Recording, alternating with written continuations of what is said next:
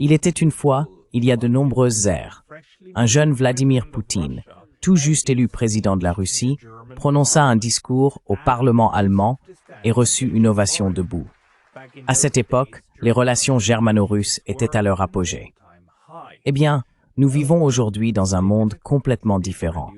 Si vous interrogez la plupart des Européens, ils vous diront que c'est parce que le président d'alors est devenu un dictateur fou.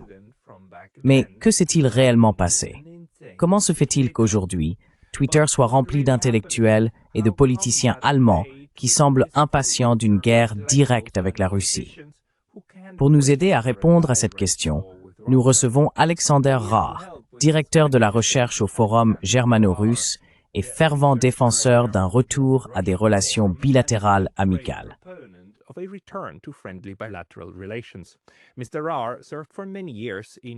Monsieur Rahr a travaillé pendant de nombreuses années dans des groupes de réflexion américains, européens, ukrainiens et russes, observant de près les changements spectaculaires dans ces relations. Il est également, soit dit en passant, l'auteur du thriller politique en langue allemande « La porte dorée de Kiev ». C'est de cela que nous voulons parler aujourd'hui. Alors, Alexander, bienvenue. Merci de m'avoir invité. Eh bien, merci d'avoir accepté, car vous avez une biographie vraiment fascinante et vous avez vu tant d'aspects de cette relation. Pourriez-vous peut-être commencer par nous parler un peu de votre parcours, nous dire exactement où vous avez travaillé et ce que représentait pour vous l'âge d'or des relations germano-russes?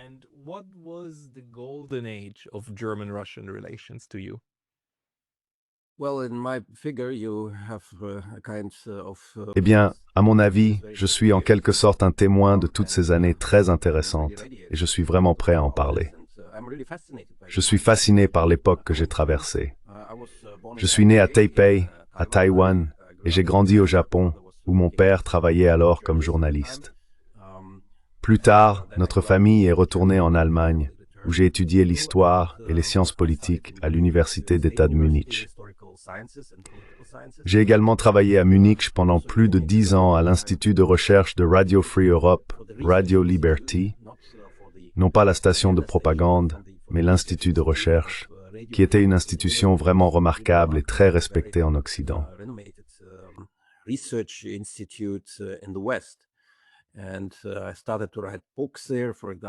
J'ai commencé à écrire des livres là-bas, par exemple la première biographie de Gorbatchev, et de nombreuses autres publications ont vu le jour à cette époque.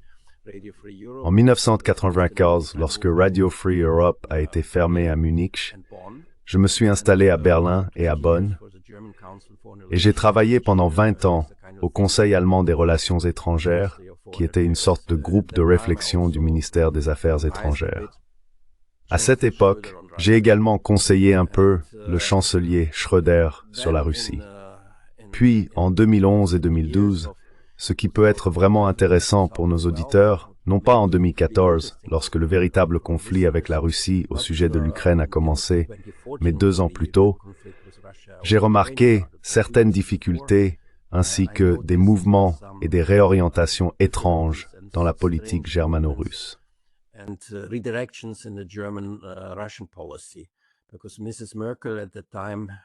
Parce que Mme Merkel, à l'époque, voulait former une coalition avec les Verts, elle ne souhaitait plus continuer à coopérer avec les sociaux-démocrates, ni avec les libéraux-démocrates. Elle a donc décidé de se rapprocher des Verts. Et d'une certaine manière, elle a sacrifié la politique russe au profit des Verts, qui était alors le parti le plus critique envers la Russie en Allemagne et qui avait de nombreux différends avec elle sur les droits de l'homme et bien d'autres questions. Il m'est devenu pratiquement impossible de rester dans le milieu universitaire, car la vie académique avait déjà commencé à changer en Allemagne vers 2011 et 2012. Et d'ailleurs, c'est aussi à cette époque, je suis sûr que nous en parlerons, que Vladimir Poutine est revenu au pouvoir.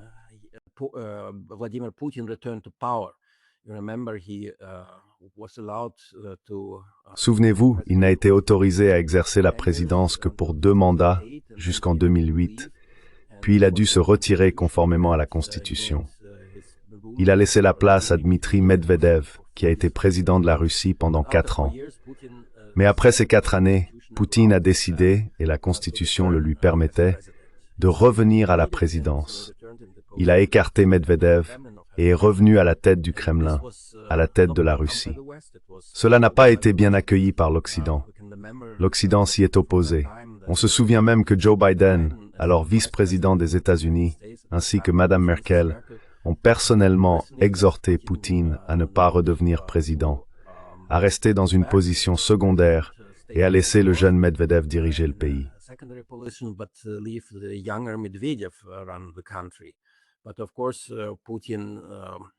Mais bien sûr, Poutine n'a pas écouté et a rejeté toutes ces offres et exigences de l'Occident. Je dirais que c'est à ce moment-là que le véritable conflit a commencé entre l'Occident et la Russie, principalement centré sur la figure et la personnalité de Vladimir Poutine, qui est devenu une personne très détestée, un ennemi de l'Occident en raison de ses opinions, de sa vision traditionnelle, de sa position géopolitique, et comme on le dit ici, de ses idées impérialistes, mais surtout à cause de son refus de l'expansion de l'OTAN et de sa lutte ouverte avec l'Occident sur cette question.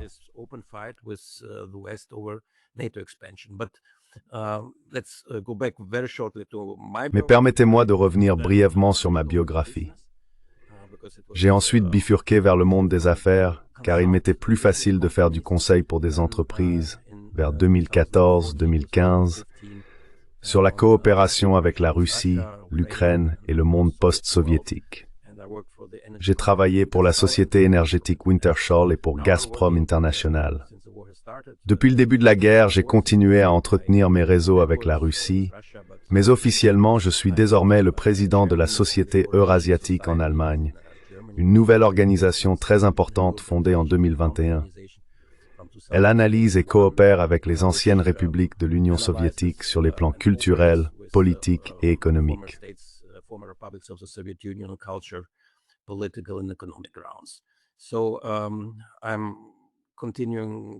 Je continue donc à suivre les développements dans le monde post-soviétique.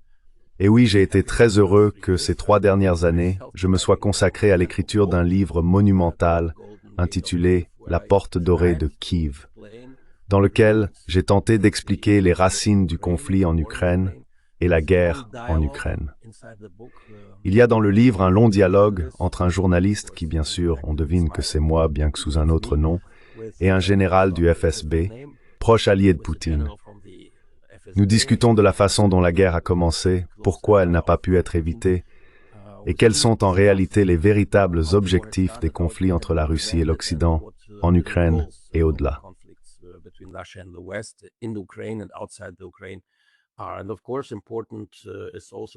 Et bien sûr, ce qui est également important, c'est que le livre regorge de critiques sur les échecs, et nous en parlerons.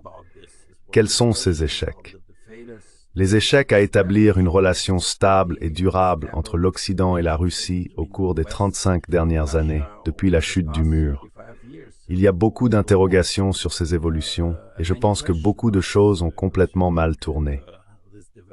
Nous aurions pu les corriger si nous avions été intelligents et disposés à le faire.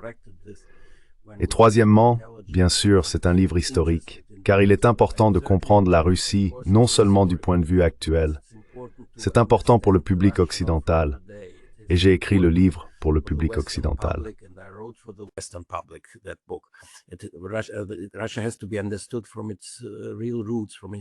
La Russie doit être comprise à partir de ses véritables racines, de ses racines historiques.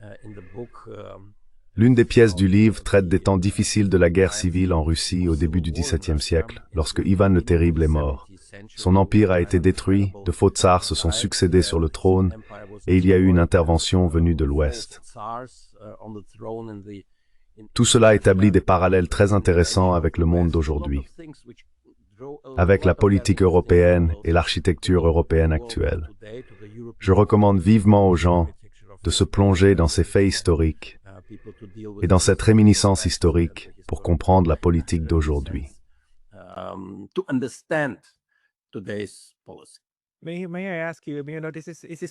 Puis-je vous demander, cela me fascine, que, en Occident, en Europe occidentale, nous soyons pleinement conscients de l'importance fondamentale, disons, d'un événement comme la Révolution française, ainsi que des idéaux des Lumières et ainsi de suite, pour la civilisation occidentale d'aujourd'hui. C'est considéré comme une évidence. Mais lorsque les Russes commencent à parler d'histoire et de l'importance de l'histoire, de la manière dont elle façonne leur façon de penser, la réaction instinctive de la plupart des Européens de l'Ouest est « Ah, ils inventent tout. Cela n'a rien à voir avec l'histoire russe. Il s'agit uniquement de l'impérialisme russe, des grandes idées néo-soviétiques de Vladimir Poutine, de la suppression de la démocratie. » Pourquoi pensez-vous que, d'un côté, nous soyons si capables de comprendre nos propres racines et trajectoires historiques, ou de reconnaître certains récits historiques, et qu'en même temps, nous les rejetions complètement lorsqu'il s'agit des Russes? Comment cela vous semble-t-il logique?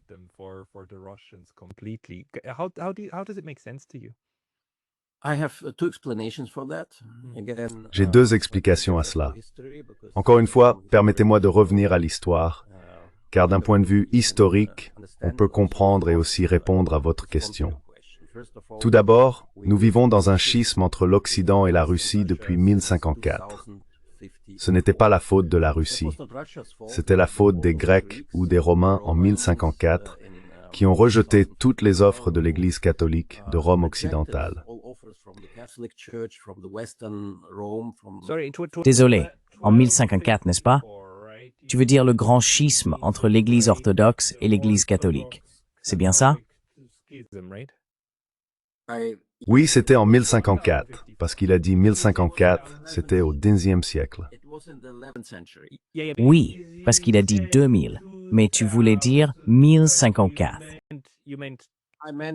Je voulais dire, excusez-moi, bien sûr, je voulais dire mi-54. D'accord, très bien.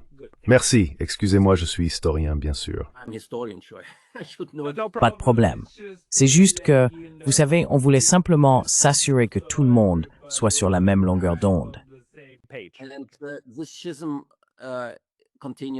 Et ce schisme perdure encore aujourd'hui. J'essaie de l'expliquer dans plusieurs des livres que j'ai écrits, car c'est un conflit très sérieux.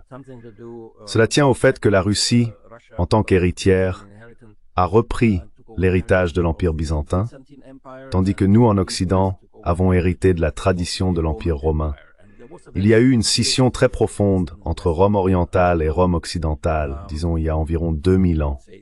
Et nous subissons encore les conséquences de ces traditions difficiles. La Russie est un pays plus traditionnel, tandis que nous, en Allemagne et en Occident, restons attachés aux idéaux de la Révolution française, au progrès, à une culture d'un tout autre type que celle de l'Est.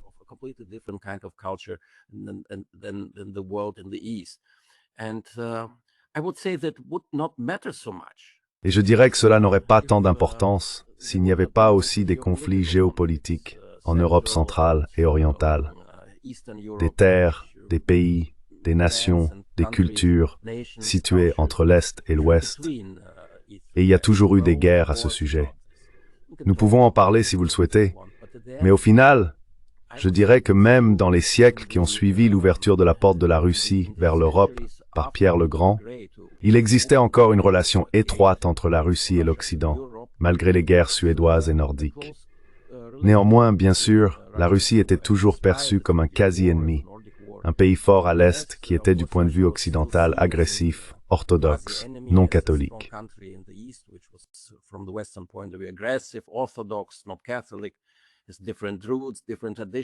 Des règles différentes, des traditions différentes, mais malgré tout, la coopération a commencé.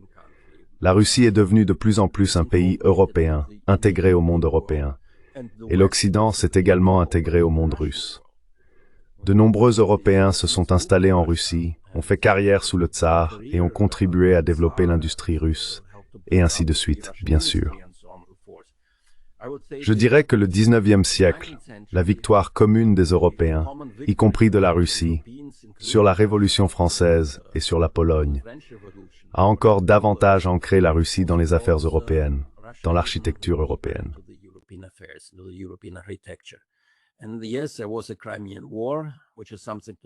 Et oui, il y a eu la guerre de Crimée, qui était liée à la chute de l'Empire ottoman. La Russie, bien sûr, voulait être la principale bénéficiaire de la chute des Turcs et hériter de Constantinople, l'actuel Istanbul, ainsi que de nombreuses terres ottomanes en Europe du Sud-Est. En Occident, bien sûr, la France, la Prusse à cette époque et la Grande-Bretagne s'y opposaient. Il y eut donc une guerre, connue dans l'histoire sous le nom de guerre de Crimée. Mais malgré tout, les relations n'étaient pas si mauvaises. Je veux dire qu'elles se sont de plus en plus développées en partenariat, en alliance entre la France, surtout la France, la Grande-Bretagne et la Russie, et particulièrement aussi entre l'Allemagne et la Russie sous Bismarck. Ce qui fut un âge d'or de coopération.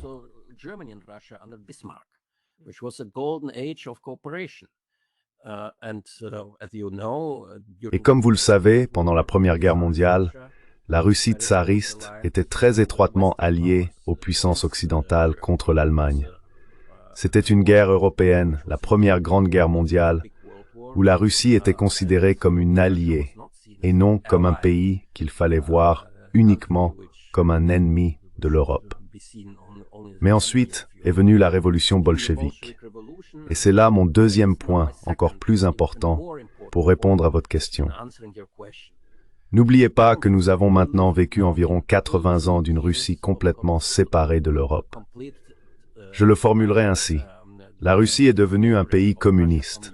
C'était l'Union soviétique. Elle avait ses propres objectifs idéologiques. L'Union soviétique voulait également conquérir le monde avec les idées marxistes et léninistes.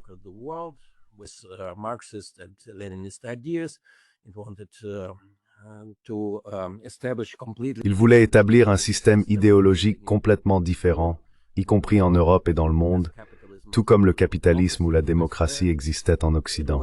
Il vivait dans la confrontation. Enfin, pas pendant la Seconde Guerre mondiale. Ce fut une grande exception lorsque, une fois encore, les puissances occidentales combattirent aux côtés de l'Union soviétique contre un ennemi commun, le Reich allemand, le Reich hitlérien. Elles l'ont vaincu, mais n'ont ensuite pas réussi à s'accorder sur une politique commune pour l'Europe. L'Europe a été divisée et n'a pas été reconstruite ensemble après la guerre. Et cela a encore des répercussions aujourd'hui, car comme je l'ai dit, il y a eu 80 ans d'inimitié et d'animosité entre l'Occident et la Russie.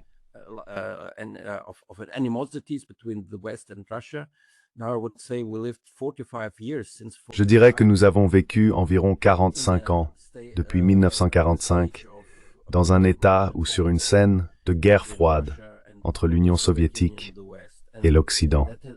Et nous ne nous en souvenons pas de la même manière. Peut-être que vous vous en souvenez moins. Moi, je m'en souviens davantage car j'ai grandi dans les années 1970 et 1980. Je me souviens de cette guerre froide.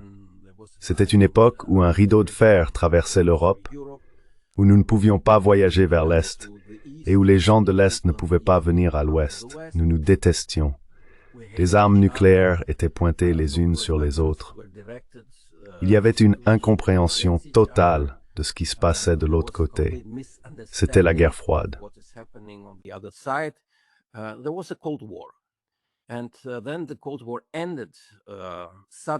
Et puis, la guerre froide s'est soudainement terminée sous Gorbatchev en Union soviétique, qui a mis en œuvre sa perestroïka et commencé à libéraliser le pays. Ce n'était pas une défaite de l'Union soviétique, comme on le perçoit souvent en Occident, de mon point de vue. Et c'est là une autre incompréhension, car l'Occident aujourd'hui, dans son triomphalisme, a tendance à penser que la guerre froide a été gagnée uniquement par l'Occident, grâce à de meilleures idées, un meilleur système, une meilleure idéologie, les bonnes valeurs et ainsi de suite. Et que les mauvaises valeurs, celles de l'Union soviétique, ont été vaincues. C'est une erreur de le voir ainsi, car encore une fois, l'Union soviétique s'est libérée du communisme sous Gorbatchev, mais a ensuite commencé à construire, dans les années 1990, une Russie qui ne s'est pas bien développée. Et c'était une époque, dans les années 1990, je dirais, où nous avions tous une occasion historique unique de former une architecture commune pour l'Europe.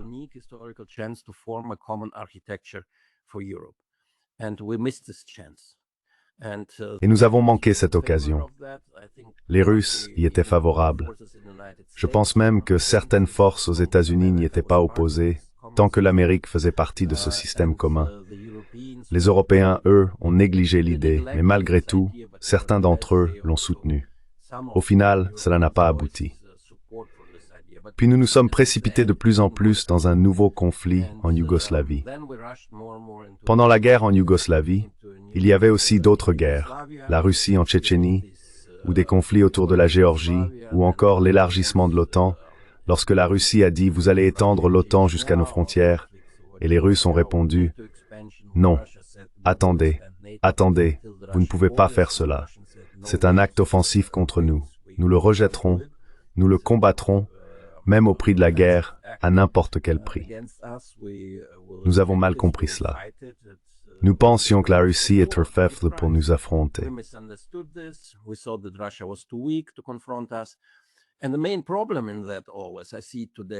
Et le principal problème que je vois aujourd'hui, et aussi le principal malentendu concernant le conflit en Ukraine, est que nous, en Occident, avons considéré la Russie comme n'étant plus une grande puissance, comme ayant été vaincue par l'Occident en 1991 lorsqu'elle s'est effondrée, et qu'elle n'avait plus le droit de faire partie de l'Europe, de l'architecture européenne.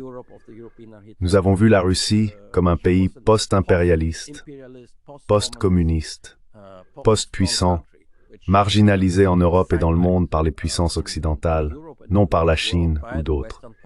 C'est, je dirais, la racine du conflit. Et maintenant, je ne sais pas comment nous sortirons de ce conflit, de ce dilemme. Mais au final, il nous faudra trouver une nouvelle manière de rétablir des relations avec la Russie et avec d'autres puissances extérieures à l'Occident dans ce nouveau monde multipolaire. There is our monde verdoreis estibu somo word as fen sovje monde du grutomique.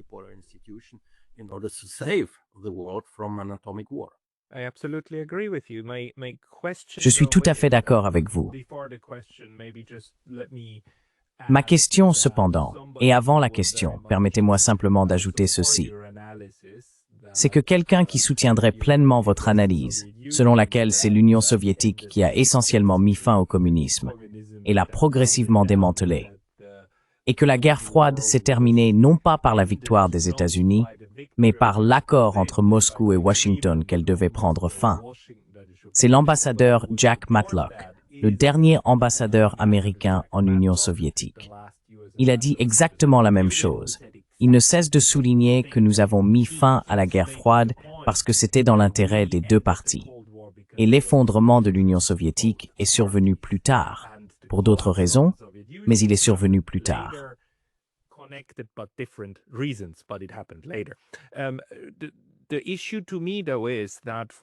Le problème pour moi, c'est que pendant très longtemps, j'ai aussi compris la guerre en Ukraine comme le résultat d'un grand malentendu, un désalignement dans la manière dont nous nous interprétions mutuellement. Mais à présent, je suis malheureusement arrivé au point où je dois dire que non. Il y avait beaucoup de gens qui savaient exactement ce qu'ils faisaient, qui comprenaient parfaitement à quel point ces politiques étaient dangereuses. Et c'est intéressant que vous disiez situer le changement dans la relation autour de 2011 ou 2012, car nous savons qu'en 2007, Vladimir Poutine a prononcé ce discours très important à la conférence sur la sécurité de Munich. Et déjà à l'époque, il avait été en quelque sorte tourné en dérision, ou plutôt pas littéralement moqué, mais présenté comme déjà un proto-anti-occidental, et ainsi de suite.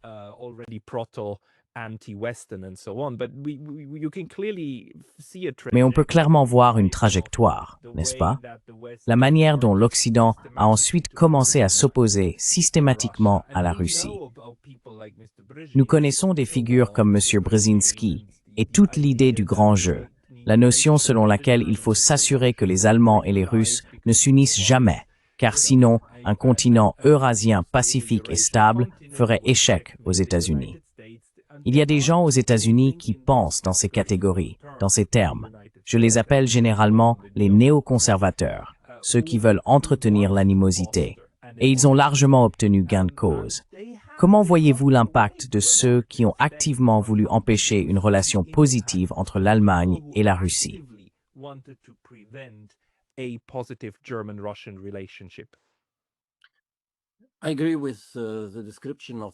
Je suis d'accord avec la description des tendances et de la politique que vous avez mentionnée. Cela faisait partie du nouveau jeu apparu après la chute de l'Empire soviétique. Je dirais trois choses. Tout d'abord, les intérêts des États-Unis. Les États-Unis voulaient entretenir de bonnes relations avec la Russie dans les années 1990, mais à leurs propres conditions. Ils voulaient obtenir de plus en plus de contrôle sur le territoire russe, notamment sur les armes nucléaires. Ils voulaient désarmer la Russie, en faire un partenaire subalterne, et établir un partenariat énergétique avec la Russie, avec Mikhail Khodorkovsky et ses oligarques qui étaient très pro-américains à cette époque.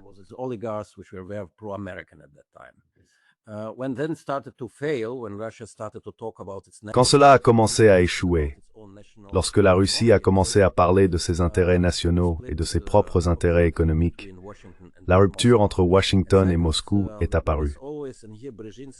Deuxièmement, et là-dessus Brzezinski avait tout à fait raison, les Américains ont toujours cherché à empêcher toute forme d'axe entre Berlin et Moscou.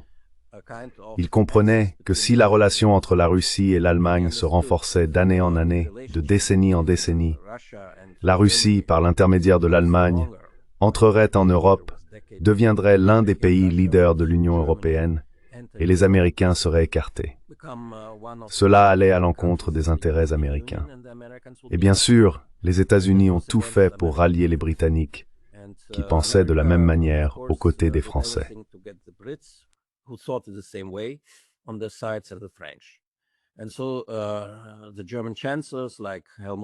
Ainsi, les chanceliers allemands comme Helmut Kohl ou Gerhard Schröder, qui souhaitaient mener une telle politique envers la Russie, non pas construire un axe, mais entretenir une bonne coopération avec la Russie, ont fini par échouer. Ils étaient trop faibles et l'Allemagne ne disposait pas d'un soutien suffisant, même sur le plan intérieur, pour ce type de coopération et d'alliance avec la Russie. Mais la Russie a obstinément continué à encourager cette alliance et à tenter de la reconstruire, car cela servait ses intérêts. C'était l'un des principaux problèmes de l'architecture européenne, qui n'a pas pu être résolu. Le deuxième problème concernait les anciens pays du pacte de Varsovie, pas tous, mais surtout la Pologne et les États baltes. Ils ont toujours été perçus comme des pays désireux de faire partie de l'Occident, tout comme la Hongrie, la Tchéquie et d'autres. Et ces pays ne sont pas entrés dans l'Occident par la porte de l'Union européenne, je dirais.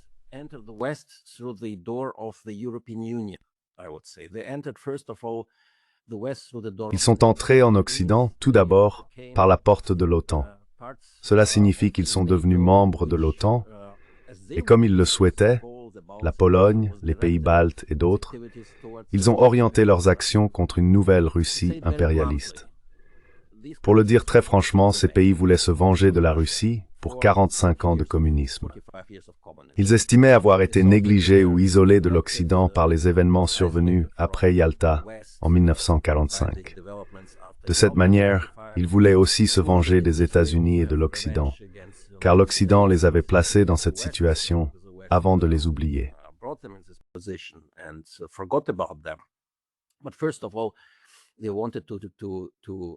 Tout d'abord, ils voulaient se battre avec la Russie pour l'avenir. Ils avaient besoin d'un certain cadre, d'une image ennemie. La Russie est devenue pour eux l'ennemi idéal, un moyen de manifester leur nouvelle identité en Europe, en tant que pays luttant pour une nouvelle identité européenne. Mais cette identité n'était pas tant liée aux idéaux de liberté de l'Umerbe, et ainsi de suite. Elle reposait avant tout sur l'animosité envers la Russie et la lutte contre l'impérialisme russe. Ils étaient heureux de le faire, les élites le voulaient. Et d'ailleurs, c'est exactement ce qui se passe aujourd'hui. Ils ont gagné.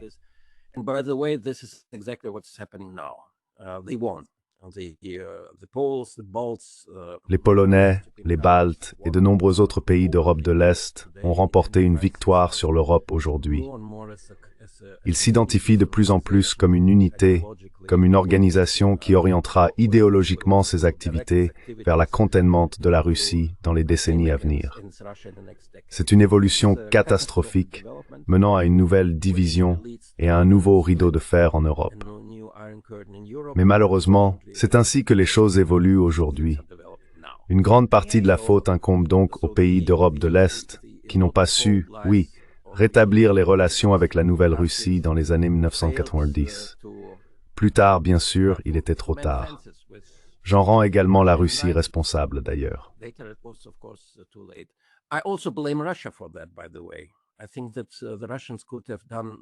Je pense que les Russes auraient pu faire bien davantage pour commencer à coopérer et à comprendre les États baltes, la Pologne et les pays d'Europe de l'Est qui furent autrefois des satellites de Moscou et qui ont bien sûr souffert du communisme en Russie. J'avais la responsabilité d'en parler, de changer la situation et de développer une nouvelle diplomatie à l'égard de ces pays. Je pense qu'ici, la Russie est bien sûr aussi à blâmer, mais les pays que j'ai mentionnés en premier le sont également.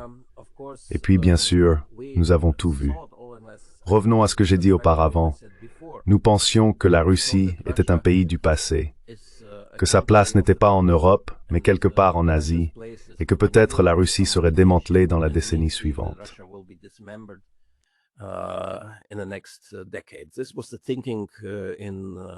C'était la réflexion dans les think tanks occidentaux et parmi les décideurs politiques.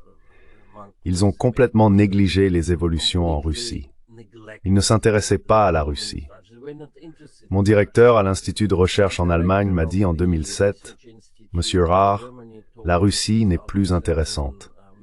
Si la Russie ne veut pas devenir un partenaire junior de l'Occident, qu'elle s'en aille, qu'elle disparaisse. Nous ne sommes pas intéressés à coopérer avec une Russie qui a ses propres intérêts. Nous ne comprenons pas les intérêts russes. La Russie n'a pas le droit d'avoir ses propres intérêts en Europe. » Mais la Russie, bien sûr, voyait les choses autrement. Et nous avons complètement négligé cela.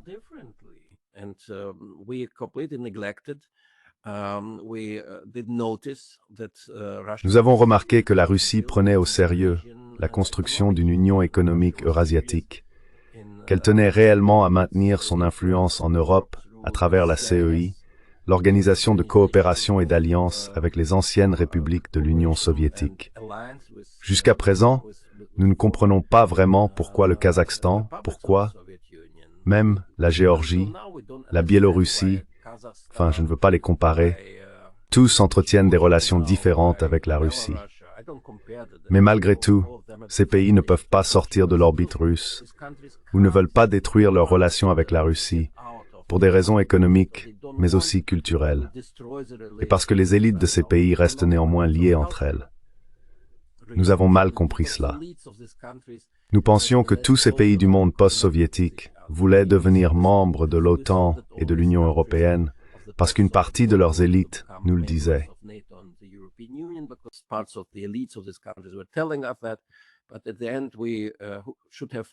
Mais au final, nous aurions dû comprendre que la meilleure façon de coopérer avec l'Europe de l'Est à cette époque aurait été une alliance, une sorte de zone de libre-échange ou quelque chose de ce genre, entre l'Union européenne et l'Union économique eurasiatique. Cette occasion a été complètement manquée. L'idée n'a pas été développée par Moscou, par la Moscou impérialiste, mais par exemple par Nazarbayev, le dirigeant du Kazakhstan, à cette époque, qui la souhaitait, tout comme d'autres dirigeants des républiques post-soviétiques qui l'avaient proposé à l'Occident. Nous n'en avons pas voulu. Les Américains n'en ont pas voulu. Et au final, l'Union eurasiatique n'a été développée que pour renforcer l'impérialisme russe, ce qui était tout simplement une erreur. Et maintenant, nous nous retrouvons dans ce désordre, et je pense qu'il faut beaucoup de corrections dans ce sens. Mais à l'heure actuelle, comme vous venez de le dire, la génération actuelle de politiciens ne comprend pas cela, ou ne le veut pas, ou a d'autres projets.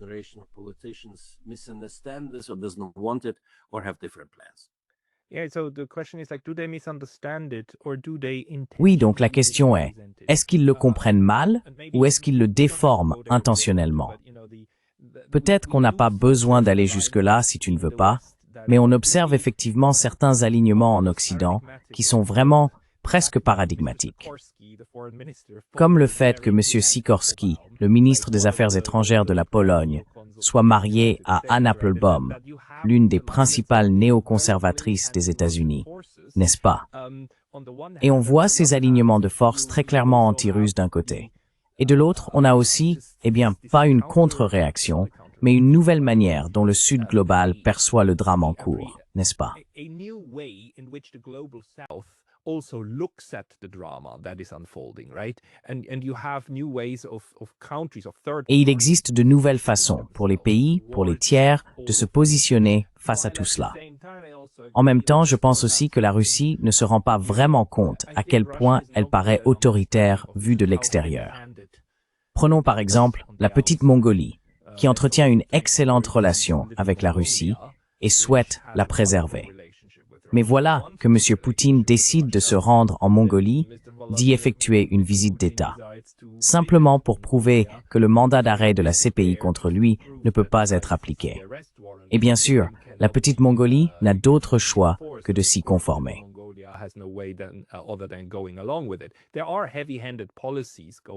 Il y a des politiques autoritaires en cours. Mais selon vous, comment la Russie comprend-elle actuellement ce qu'elle doit faire? Parce que nous avons vu que des amis très proches de l'Occident, comme Dmitri Trenin, en sont maintenant au point d'affirmer que, vous savez, nous sommes en fait déjà dans une troisième guerre mondiale. Ce n'est pas une deuxième guerre froide, c'est une troisième guerre mondiale.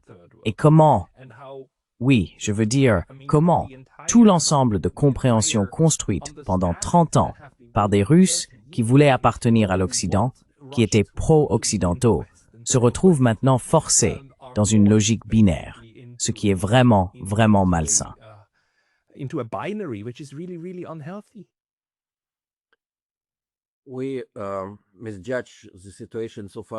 Nous nous trompons sur la situation si nous pensons qu'il y a eu de vastes plans visant à construire l'Union européenne comme un nouvel empire. Peut-être est-ce le cas, mais je décrirais la situation ainsi. L'idéologie, ou l'idée transatlantique a réellement été intégrée dans la pensée des élites occidentales au cours des dernières décennies. Le transatlantisme est plus important que l'européisme, les idéaux de l'Union européenne, et il est plus important que toute relation privilégiée avec la Russie. Alors qui sont les principaux moteurs de ce transatlantisme? Ce sont les États-Unis. Pas moins sous Trump, mais bien sûr, l'État profond américain, les élites américaines, restent très transatlantiques. Cela signifie qu'ils sont tournés vers l'Europe et vers les valeurs occidentales, telles qu'ils les définissent.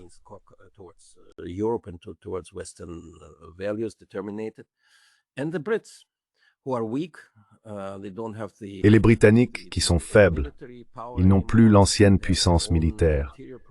Ils ont leurs propres problèmes internes, mais ils veulent que l'Allemagne fasse le sale boulot pour eux, ainsi que pour les transatlantiques désormais présents en Europe, ou les Européens de l'Est, ou les Ukrainiens.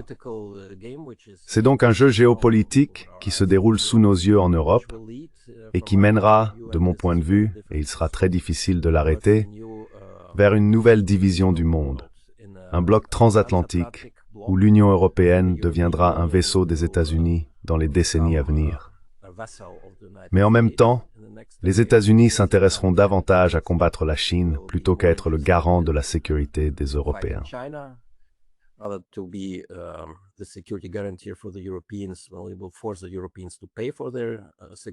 Eh bien, cela obligera les Européens à payer pour leur sécurité, pour leurs projets, mais cela ne leur permettra pas d'avoir leur propre géopolitique, ni leur propre politique envers la Russie, par exemple, ou la Chine. Cela contraindra les Européens à rester alignés sur la ligne américaine.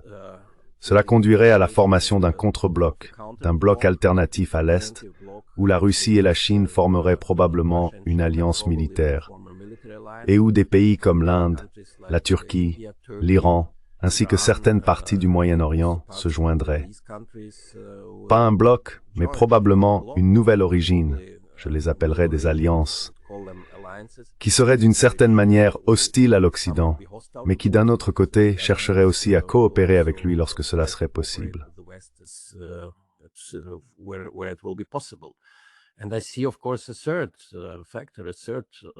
Et je vois bien sûr un troisième facteur, un troisième bloc ou pôle majeur se développer dans le monde. Cela vient d'Afrique et aussi du Moyen-Orient. Je l'appellerais le bloc islamiste ou islamique, car l'islam, bien sûr, dominera le monde en tant que religion, en tant que culture, et aussi en tant qu'entité politique dans les décennies à venir. Nous devons en prendre conscience. Ce n'est pas encore très visible aujourd'hui, mais ça le sera dans 10 ou 15 ans, surtout sur un continent comme l'Afrique, qui sera bien plus important qu'aujourd'hui, avec plus de 2 milliards d'habitants. Et ce sera le monde dans lequel nous vivrons.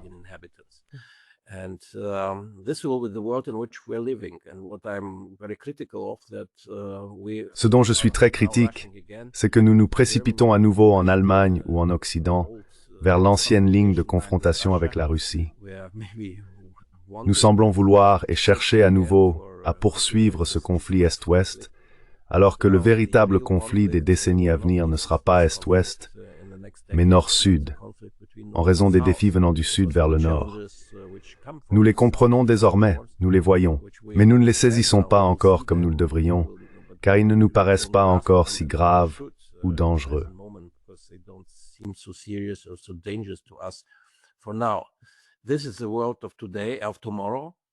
C'est le monde d'aujourd'hui et de demain. Ce que je voulais dire, c'est que tout ce dont nous discutons maintenant est important pour le présent. Mais j'espère que la prochaine génération de responsables politiques comprendra que l'avenir nécessitera des méthodes complètement différentes et des institutions multipolaires pour stabiliser le monde, pour le sauver de la destruction d'une nouvelle guerre nucléaire. Je ne pense pas que nous finirons dans une guerre nucléaire. Je ne suis pas d'accord pour dire que nous sommes dans une troisième guerre mondiale, comme l'a affirmé Trenin. Le conflit en Ukraine reste localisé. Dieu merci. Dieu merci, il est resté limité à l'Ukraine. Et en 2022, je suis d'accord. Des experts américains disaient qu'il existait un risque que la Russie utilise une arme nucléaire pour stopper de nouvelles attaques ukrainiennes contre l'armée russe. Mais la Russie n'a pas utilisé ses armes nucléaires. Et maintenant, elle est en train de gagner en Ukraine. Lentement, mais elle gagne.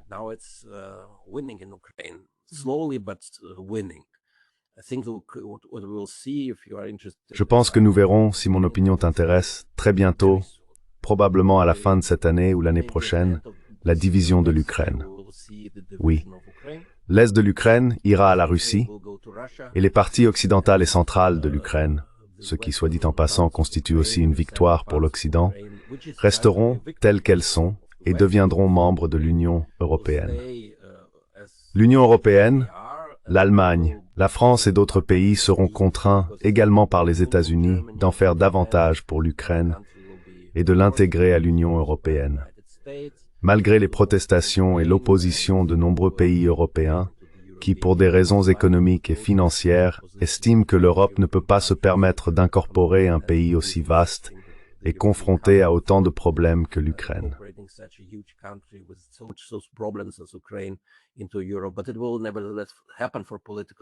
Mais cela se produira néanmoins pour des raisons politiques. Et d'ailleurs, je vais dire quelque chose que la plupart des gens n'aimeront probablement pas. Mais je suis historien, vous savez. Lorsque l'Union soviétique s'est effondrée en 1991, j'étais jeune et je travaillais alors à Radio Free Europe. J'écoutais et je parlais avec des personnes bien plus âgées que moi, des gens expérimentés, avec beaucoup de vécu et d'expérience politique. Et beaucoup d'entre eux, pas seulement les Russes qui y travaillaient, pas des nationalistes russes, mais d'autres aussi, y compris des Allemands et mes supérieurs américains à Radio Free Europe, me disaient « La Russie ne peut pas se permettre de perdre l'Ukraine. »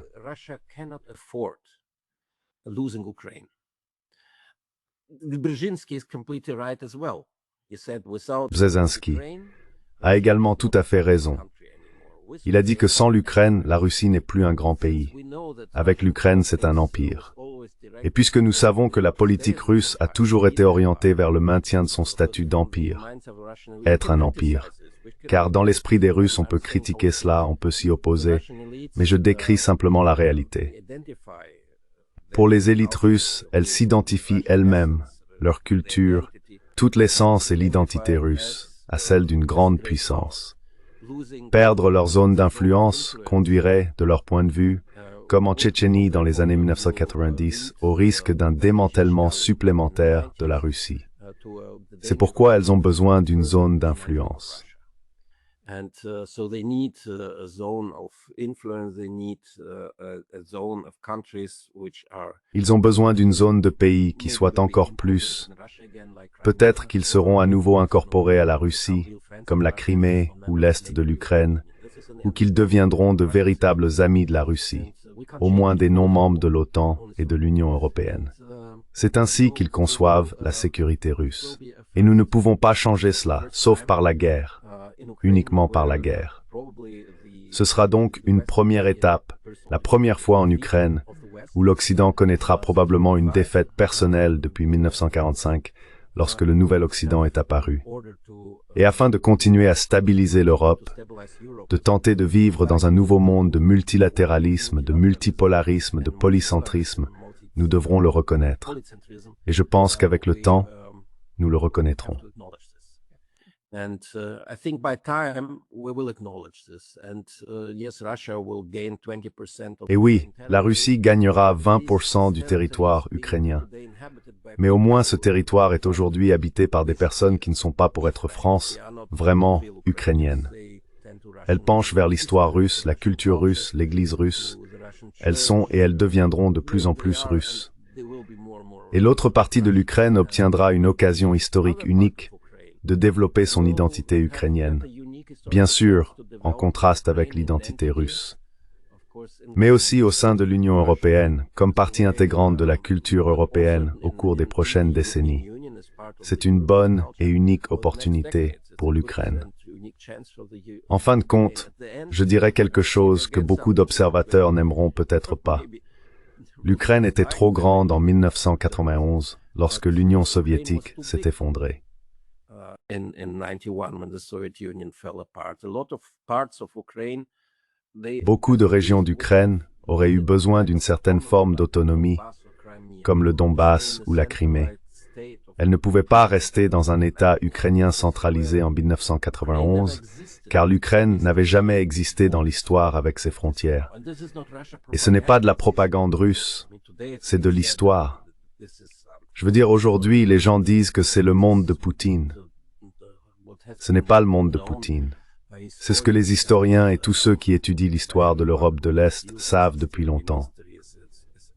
Donc au final, il pourrait y avoir une issue à cette crise. Il n'y aura pas de troisième guerre mondiale, il y aura un conflit latent avec lequel nous continuerons à vivre. Mais il y aura davantage de conflits dans le monde.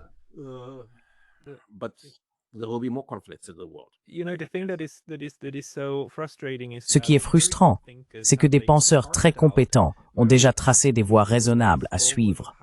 Comment résoudre les contradictions dont nous parlons, celles qui se règlent aujourd'hui par les armes? Anatole Lieven l'a répété à maintes reprises. L'Ukraine, une grande Ukraine telle qu'elle était, aurait très bien pu exister si elle avait été un État fédéral et neutre. Cela aurait satisfait les besoins de sécurité de la Russie, ainsi que son besoin d'un arrière-pays prospère. Un arrière-pays ukrainien qui aurait aussi pu servir de pont vers l'Europe. Cela aurait parfaitement résolu la quadrature du cercle. Mais nous n'y sommes jamais parvenus.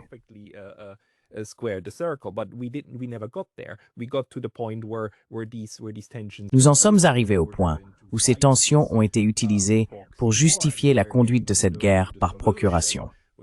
Et maintenant, nous approchons de la solution, qui sera la division de l'Ukraine et l'incorporation de certaines parties à la Russie. Jeffrey Sachs soutient toujours que la seule manière d'obtenir une stabilité véritable est de reconnaître la nécessité non pas de sphères d'influence, mais de sphères de sécurité. Car, même selon votre conception, le reste de l'Ukraine pourrait devenir membre de l'Union européenne, mais il ne deviendra jamais membre de l'OTAN. La Russie ne cesserait tout simplement pas son intervention militaire, si tel restait l'objectif. Je veux dire, voyez-vous réellement l'avenir de cette partie restante de l'Ukraine au sein de l'OTAN également?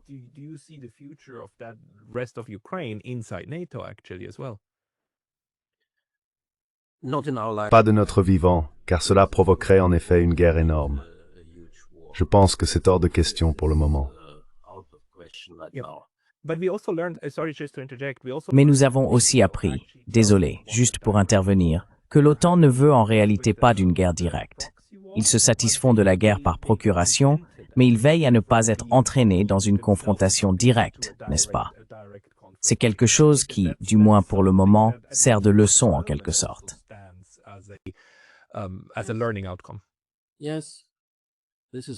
Oui, c'est une chose positive.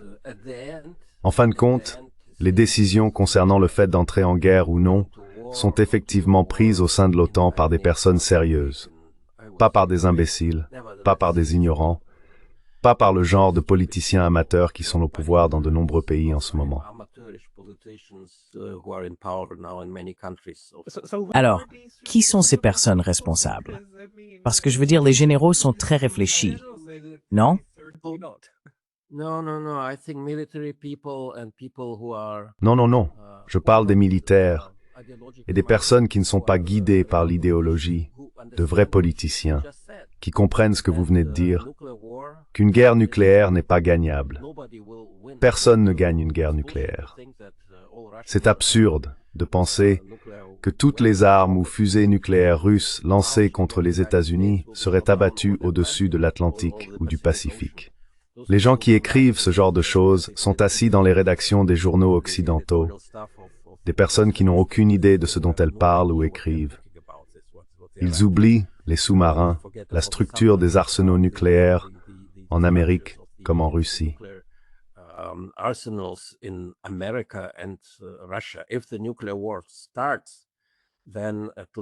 Si une guerre nucléaire éclate, alors, du moins selon toutes les théories que j'ai étudiées à l'Université d'État de Munich et plus tard à Radio Free Europe, elle pourrait se terminer après 6 mois, voire plus tôt, car les deux camps s'abstiendraient de se détruire totalement. Néanmoins, certaines villes seraient anéanties et des millions de personnes mourraient en quelques secondes.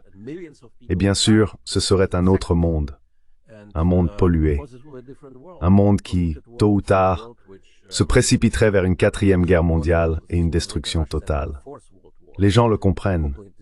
Ceux qui prennent ces décisions, tant dans l'appareil russe qu'américain, le comprennent, j'en suis sûr, car ils ont hérité de ce savoir et de cet état d'esprit des générations précédentes qui ont construit ces arsenaux atomiques.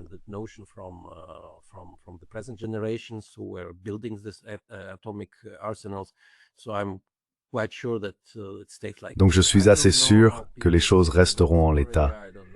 Je ne sais pas comment les gens pensent en Corée du Nord, je ne sais pas comment les gens pensent en Iran, je ne sais pas comment les gens pensent au Pakistan, en Inde et dans d'autres pays qui ont également développé des armes nucléaires.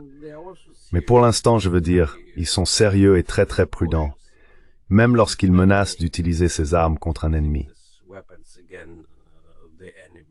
Alors disons-le ainsi, une guerre nucléaire n'aura pas lieu. Ce qui se produira ne sera probablement même pas une guerre froide. C'est la reconnaissance du fait que l'Ukraine sera divisée, et il faudra vivre avec cela. Une certaine forme d'activité économique avec la Russie, d'une manière ou d'une autre, commencera probablement. N'oublions pas qu'il n'y aura pas de véritable vainqueur dans ce conflit.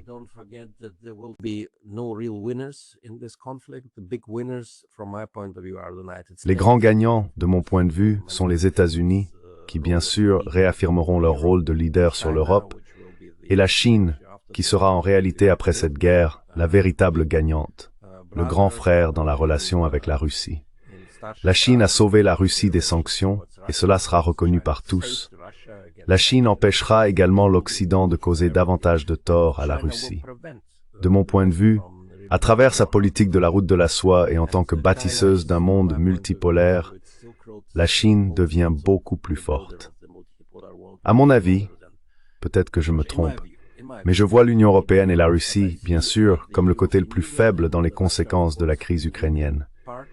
Et bien sûr, la partie la plus faible est l'Ukraine, car ici nous verrons.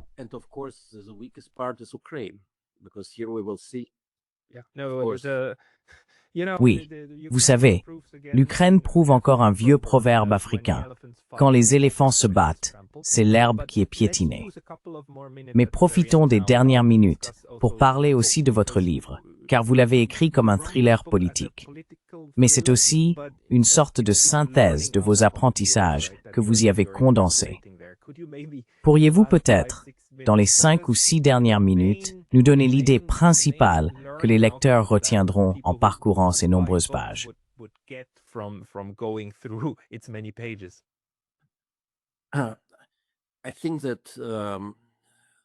Bien sûr. Je pense que ce livre est aussi un hommage à Fyodor Dostoïevski, le grand écrivain de l'histoire russe qui a pressenti la révolution d'octobre et les conflits du XXe siècle. Ce que j'ai voulu faire dans le livre, vous vous souvenez sans doute des démons de Dostoïevski, c'est une œuvre célèbre de la littérature mondiale. Et ces démons, pour ainsi dire, viennent maintenant en Europe et commencent à désorienter les sociétés occidentales, y compris russes et américaines. C'est donc aussi un livre psychologique et philosophique sur les problèmes qui existent dans nos sociétés, où la guerre en Ukraine n'est qu'un catalyseur de toutes ces questions, une fois de plus. Ce lien est donc important.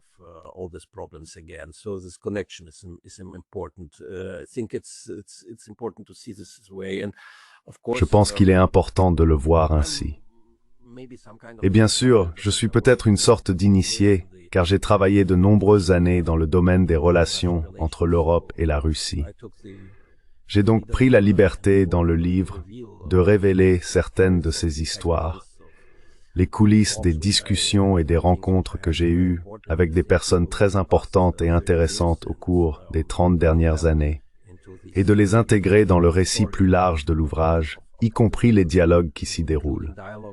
Et ce qui est très important pour moi, c'est bien sûr le temps des troubles, lorsque la Russie s'est redéfinie au XVIIe siècle, même après Ivan le Terrible, qui avait bâti un immense empire sur le sol russe et rassemblé toutes ces régions, bien sûr de manière cruelle.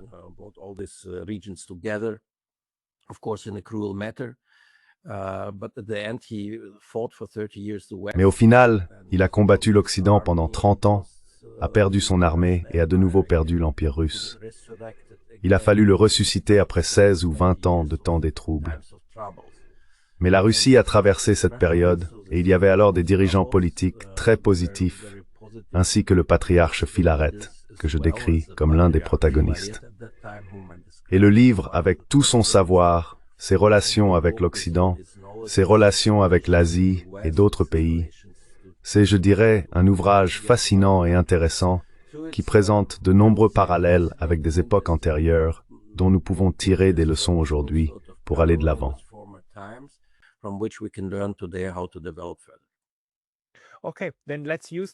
D'accord. Utilisons donc cela comme une conclusion et comme une recommandation pour tous ceux qui aimeraient en apprendre davantage grâce à votre savoir et à votre expérience. Ils devraient se procurer ce livre. Je devrais préciser que nous menons cette discussion en anglais, mais que le livre est en réalité en allemand pour le moment. Donc, je suis désolé.